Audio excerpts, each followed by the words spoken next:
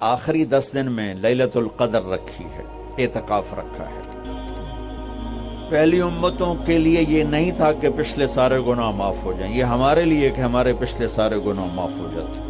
اللہ تعالیٰ کا عرش پہلے آسمان پہ آ جاتا ہے، جنت کے دروازے کھل جاتے ہیں، جہنم کے بند ہو جاتے ہیں، شیطان قید ہو جاتے ہیں، اور سمندر کی مچھلیاں اور زمین کی چونٹیاں تک روزہ رکھنے والوں کے لیے دعا کرتی ہیں۔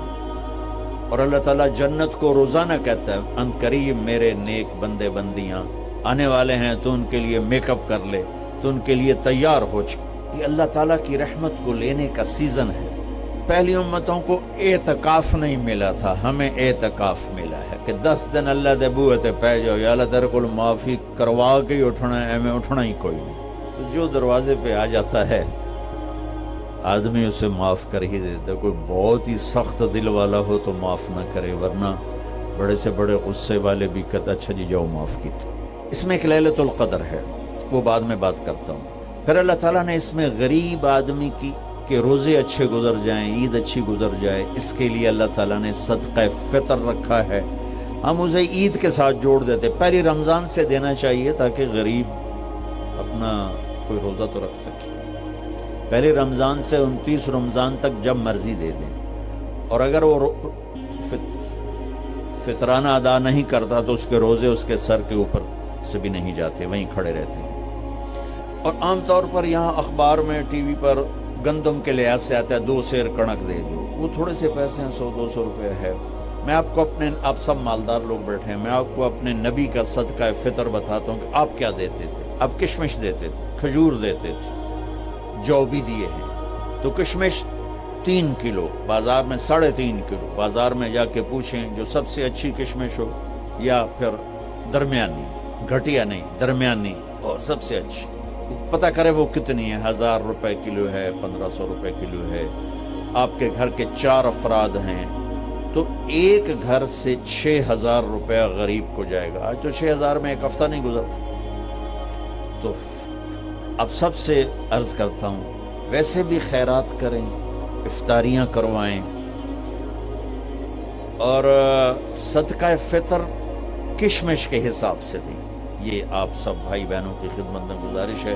اللہ نے آپ کو رزق دیا، خرچ کریں، یہی آپ کے ساتھ جائے گا، باقی سارا ادھر ہی رہ جائے گا۔ لیلۃ القدر، انا انزلناہ فی لیلۃ القدر وما ادراک ما لیلۃ القدر لیلۃ القدر خیر من 1000 شہر تنزل الملائکۃ فیہا باذن ربہم من کل امر سلام ہی حتی مطلع الفجر۔ ہم نے قرآن کو لیلۃ القدر میں اتارا، تمہیں کیا خبر کہ لیلۃ القدر کیا ہے؟ لیلۃ القدر 1000 مہینوں سے بہتر ہے۔ اس میں فرشتے اترتے ہیں اور یہ صبح تک رہتی ہے۔ لفظ قدر عربی میں اس کا ایک مطلب ہے قیمت۔ سبحان اللہ۔ تو اللہ نے کہا میں تمہیں بتاؤں، آپ سب تاجر بیٹھے ہو، لیلۃ القدر کی قیمت کیا ہے؟ 1000 مہینوں سے بہتر ہے، 1000 مہینوں سے بہتر ہے۔ اب 1 روپے پر 1000 نفع لے سکتے ہیں؟ دنیا میں کوئی ایسا کاروبار ہے؟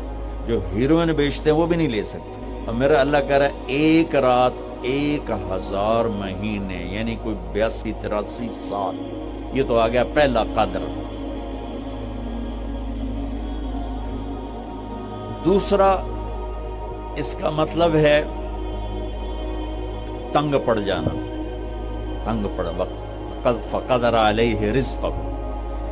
تو تنزل الملائکۃ فیہا، تنزل الملائکۃ والروح فیہا، کہ اس رات اتنے فرشتے اترتے ہیں کہ زمین تنگ پڑ جاتی ہے۔ سبحان اللہ، اتنے فرشتے آتے ہیں زمین تنگ پڑ جاتی ہے۔ تیسرا مطلب ہے قدر،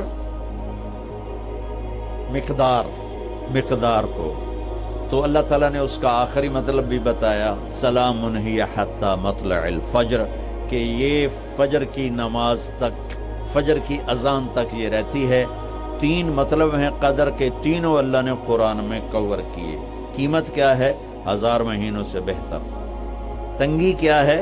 فرشتوں سے زمین بھر جاتی ہے. مقدار کیا ہے؟ صبح صادق. لیلۃ القدر 27 کی نہیں ہوتی، 21، 23، 25، 27، 29. اب یہ 5 راتیں جاگنے چھٹ. آپ لوگ تو ویسے رات کے بادشاہ ہو، جاگ لو. تو لیلۃ القدر مسجد میں نہ گزارو، گھر میں گزارو. یہ مسجدوں میں اشتہار لگ جاتے ہیں، فلاں کے ساتھ شب قدر گزاریں، فلاں حضرت کے ساتھ شب قدر گزاریں. پھر ادھر کوئی صلاۃ تسبیح پڑھ رہا ہے باجماعت، عورتیں صلاۃ تسبیح کی جماعت کرا رہی ہیں، اور پتہ نہیں اور کتنی عجیب و غریب قسم کی عبادات شروع ہو جاتی. یہ نفل عبادت ہے، میرے نبی گھر میں پڑھتے تھے. آپ نے اشراق کے سوا ہر نفل گھر پڑھا، ہر سنت گھر میں پڑھی. تو آپ لیلۃ القدر کو یہ مستورات بھی آپ بھی اکٹھے ہو کے نہیں منانا، الگ الگ مصلی بچھا کر اپنے اللہ سے رونا دھونا کرو، اپنے اللہ کو منانا کرو. میں بھی کروں، آپ بھی کریں. نوافل کی جیسے ابھی شب برات گزری تو اشتہار تھے. میں جا رہا تھا ادھر اسلام آباد میں، ایک جنازہ ہو گیا تھا، تو اشتہار فلاں حضرت کے ساتھ شب برات گزاریں، فلاں مسجد میں شب برات گزاریں، فلاں جگہ شب برات گزاریں. بھائی وہ گھر میں منانے کی ہے، مسجد میں نہیں. میرے نبی نے نفلوں کو تنہائی میں ادا کیا، فرض کو مجمع میں ادا کیا. لیلۃ القدر میں جاگنا نفل ہے. اور پھر جب اکٹھے ہو جائیں گے لوگ اور عورتیں تو پھر ساتھ غیبت بھی چلے گی، اور ایک غیبت کا بول ساری رات کو اڑا کے رکھ دے گا. مردوں یا عورت اکٹھے ہو جائیں غیبت سے تو بچتے نہیں، نہ ہی رک سکتے ہیں. سندھ سے ہم بائی روڈ آ رہے تھے، کراچی سے بائی روڈ جماعت تھی، تو وہ راستے میں بڑی غیبت کریں. نوجوان تھے سارے نئے نئے. میں چپ کر کے سنتا رہا. جب کوئی 2 دن گزر گئے نا تو ہمارے پاس بڑی وین تھی. میں نے کہا بچوں ایک نصیحت کرتا ہوں، غیبت نہ کیا کرو، مذاق کرو، ہنسا کرو، کھیڑا کرو، غیبت نہ کرو. تھوڑی سی میں نے اس پہ بات کی تو بڑے متاثر ہو. کہا جی ٹھیک ہے انشاءاللہ آئندہ بالکل نہیں کریں. کوئی آدھا گھنٹہ گاڑی میں سناٹا رہا. آدھے گھنٹے کے بعد ایک بولے مولانا یہ غیبت نہ کریے تو پھر گلاں کی کریے. یہ میرا کلچر ہے. لہذا عورتیں عبادت کے لیے بھی اکٹھی ہوں گی تو غیبت شروع ہوگی، مرد مسجد میں اکٹھے ہوں گے وقت ضائع ہوگا، غیبت شروع ہوگی. میرے بھائی بہنوں، ہر نفل کو گھر میں گزار. اپنے گھر کو بابرکت بناؤ، اپنے گھروں میں نفل پڑھو، تلاوت کرو، ذکر کرو.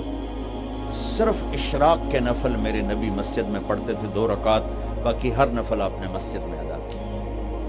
تو یہ چند چیزیں رمضان کے متعلق میں نے عرض کی. اب ایک بڑی اہم بات میں آپ کے سامنے عرض کرنا چاہتا ہوں. رمضان کی دولت کسے ملے گی؟ رمضان کی برکات کس سے ملیں گی اور کون محروم ہو جائے گا؟ آپ نے فرمایا 4 آدمی ایسے ہیں جن کی رمضان اور شب قدر میں بھی بخشش نہیں ہوتی. بس اس سے ہم اپنے آپ کو بچا لیں. کون ہے یا رسول اللہ؟ آپ نے کہا مدمن خمر، شراب کا عادی. کبھی کوئی پی لے توبہ کر لے، میں اس کی اجازت نہیں دے رہا ہوں. مدمن کا لفظ ہے جو روزانہ شراب پیتا ہے، اس کی رمضان میں بخشش نہیں. عاق لوالدیہ، جو ماں باپ کا نافرمان ہے، اس کی بخشش نہیں. قاطع الرحم، رشتہ داروں سے لڑنے والا، اس کی بخشش نہیں. المشاحن، دل میں بغض رکھنے والا، اس کی بخشش نہیں. ہر وہ چیز جو میرے آپ کے لیے نقصان دے اللہ نے حرام کر دی. ہر وہ چیز جو میرے آپ کے لیے مفید ہے اللہ نے حلال کر دی. سود حرام کر دیا. ہماری پاکستان کی معیشت نہیں، پوری دنیا کی معیشت ڈوبی پڑی. سارے ملک قرضوں پہ چل رہے ہیں. سود نے پوری دنیا کو تباہ کر دیا. تو میرے اللہ تعالیٰ نے، آپ دیکھتے ہیں میرا اللہ کہتا ہے فَأَذَنُوا بِحَرْبٍ مِّنَ اللَّهِ وَرَسُولِهِ، اگر سود نہیں چھوڑو گے تو میرے اور میرے رسول مل کر